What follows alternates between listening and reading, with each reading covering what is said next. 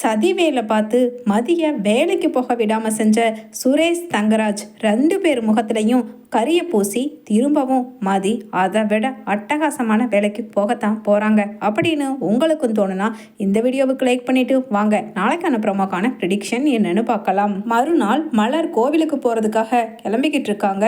அப்ப உடனே ராஜலட்சுமி சொல்றாங்க, என்ன மலரு கோயிலுக்கு தானே போற, நீ போ, இந்த மேடம் வீட்டில் தான் இருக்காங்க, அதுதான் இனிமேல் வேலைக்கு போக வேண்டியது இல்லைன்னு சொல்லி சீட்டை கிழிச்சு கையில் கொடுத்து அனுப்பிச்சிட்டாங்கல்ல, சமைக்கிற வேலையை இவ பார்க்கட்டும், நீ நிதானமாக பொறுமையாக சாமியை கும்பிட்டு வா, பூரா வேலையும் இவளே பார்க்கட்டும் இன்னைக்கு அப்படின்னு சொல்ல உடனே அழகுமல்ல சொல்கிறாங்க, இல்லை அதெல்லாம் நான் யாருக்கும் என்னோடய வேலையை நான் இங்கே ஒரு பாரமாக வச்சுட்டு போகிறதுக்கு விரும்பாமல் எல்லா வேலையும் நான் முடிச்சுட்டு அத்தை நான் கோயிலுக்கு கிளம்புறேன் அப்படின்னு சொல்ல உடனே அழகுமதி எழுந்திருச்சு மலரோட கையை இழுத்து பிடிச்சு, அக்கா நானும் உங்கள் கூட கோவிலுக்கு வரட்டுமா அப்படின்னு கேட்குறாங்க.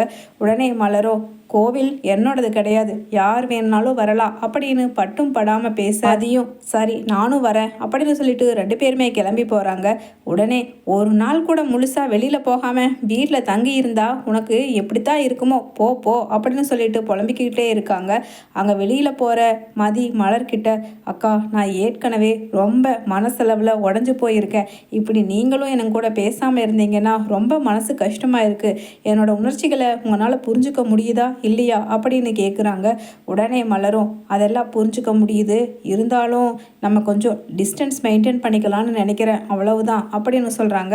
உடனே மலர், இதோ கோயில் வந்துடுச்சு, எனக்கு ஒரு பரிகாரம் இருக்குது, நான் போயிட்டு வரேன், நீ அப்படியே கும்பிட்டுரு அப்படின்னு சொல்லிட்டு மதிய தனியாக சாமி கும்பிட்றதுக்கு விட்டுட்டு அங்கே தூரத்தில் ஒரு பரிகாரம் செய்கிறதுக்காக அப்படியே போயிடுறாங்க கோவிலுக்குள்ளே.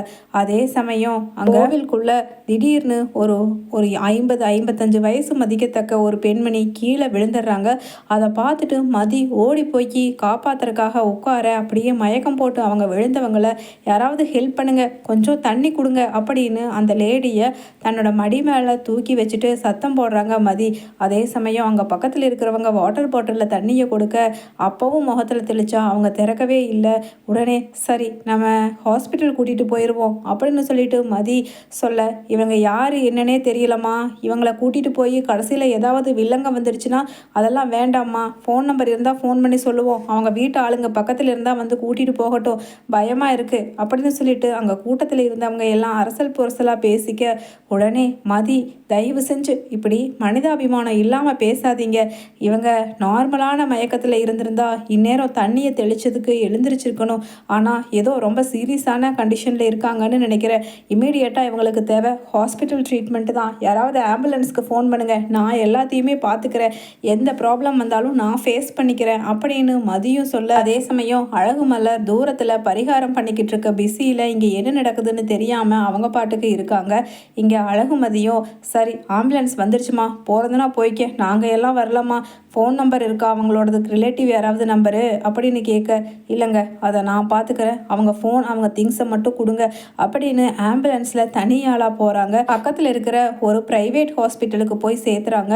அவங்க, ஏம்மா இவங்க எதனால் மயக்கம் போட்டாங்கங்கிறத ஸ்கேன் பண்ணாதாம்மா தெரியும், அதுக்கு கொஞ்சம் அமௌண்ட்டெல்லாம் பே பண்ண வேண்டியது இருக்குது, அதே சமயம் அவங்களோட பிளட் ரிலேட்டிவ் யாராவது சைன் போட்டாதாம்மா நாங்கள் அடுத்தடுத்து ப்ரொசீட் பண்ண முடியும் அப்படின்னு சொல்ல உடனே, சார் அது அப்படின்னு டாக்டர்கிட்ட மதி தயங்கி இவங்க ஃபோன் வேணா இருக்குது, அதுலேயும் அவங்க பேட்டன் போட்டு லாக் போட்டிருக்கிறதால எனக்கு எடுக்க முடியலை அப்படின்னு யோசிச்சுக்கிட்டு, சுரேஷ் கிட்ட கேட்டால் கண்டிப்பாக இதுக்கு ஹெல்ப் பண்ணுவார்ல அப்படின்னு சொல்லிட்டு, சார் நீங்கள் ட்ரீட்மெண்ட்டுக்கு எவ்வளவு பணம் வேணும்னாலும் கட்டுறோம், இவங்களோட எமர்ஜென்சி கண்டிஷனில் நீங்கள் ட்ரீட்மெண்ட் என்னென்ன பண்ணணுமோ ப்ளீஸ் சார் அதை ஸ்டாப் பண்ணாமல் ப்ரொசீட் பண்ணுங்கள் சார் அப்படின்னு அழகுமதியும் சொல்ல, அதே சமயம் அங்கே சுரேஷுக்கு ஃபோன் பண்ணி, இங்கே ஒருத்தங்க இந்த மாதிரி ஒரு திடீர்னு இப்படி எமர்ஜென்சியில் மாட்டிட்டாங்க, அவங்க ஃபோனை நான் பேட்டன் ரிலீஸ் பண்ணி அவங்க ரிலேட்டிவ் அவங்க ஹஸ்பண்ட் இல்லை அவங்க குழந்தைங்கன்னு யாராவது இருந்தால் ஃபோன் பண்ணி இந்த ஹாஸ்பிட்டலுக்கு வர சொல்லணும் அப்படின்னு சொல்ல உடனே சுரேஷ் சொல்கிறாரு, பரவாயில்ல நீ இப்போ உன் கையில் இருக்கிற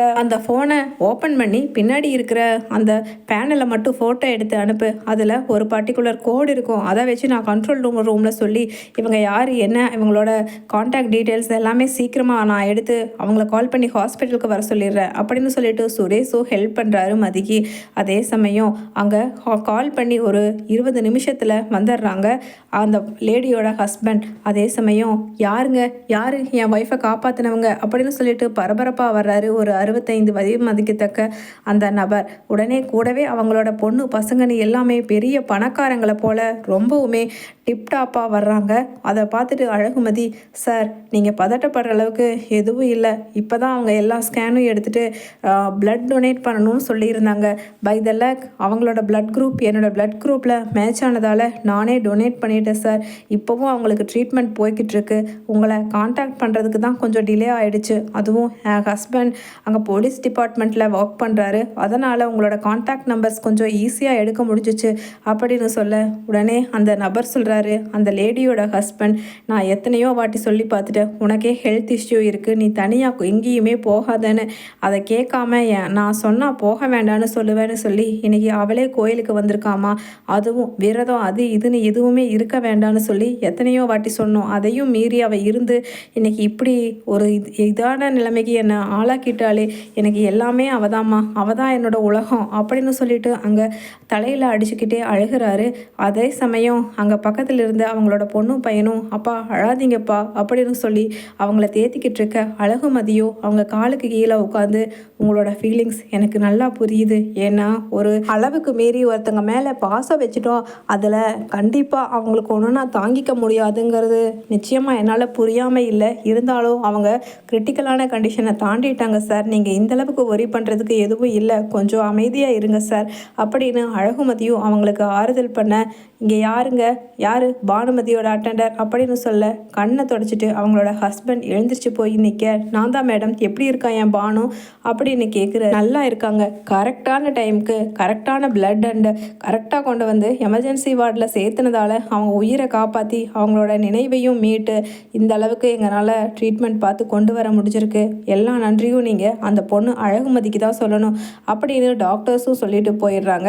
உடனே உள்ளே போன பானுமதி அவங்க ஹஸ்பண்ட் கிட்ட சொல்கிறாங்க, என்னங்க அங்கே பெட்டில் படுத்துகிட்டே சொல்கிறாங்க, அந்த பொண்ணை வர சொல்லுங்க அப்படின்னு சொல்ல அப்படியே கையை பிடிச்சு, ரொம்ப நன்றிம்மா, நான் கேள்விப்பட்டேன், என்னை எல்லாத்தையுமே காப்பாற்றினது நீதான்னு சொல்லி இங்கே நான் டாக்டர்ஸ் அண்ட் நர்ஸ் கிட்ட கேட்டு தெரிஞ்சிட்டேம்மா அப்படின்னு சொல்லிட்டு சொல்ல, ஆமாம் நீ என்னம்மா என்ன வேலை பார்க்குற அப்படின்னு அவங்க 2 பேருமே கேட்க, ப்ரைவேட் இன்ஸ்டிடியூஷனில் நான் அசிஸ்டன்ட் ப்ரொஃபஸராக இருந்தேன், இப்போ அதுவும் இல்லை அப்படின்னு சொல்கிறாங்க.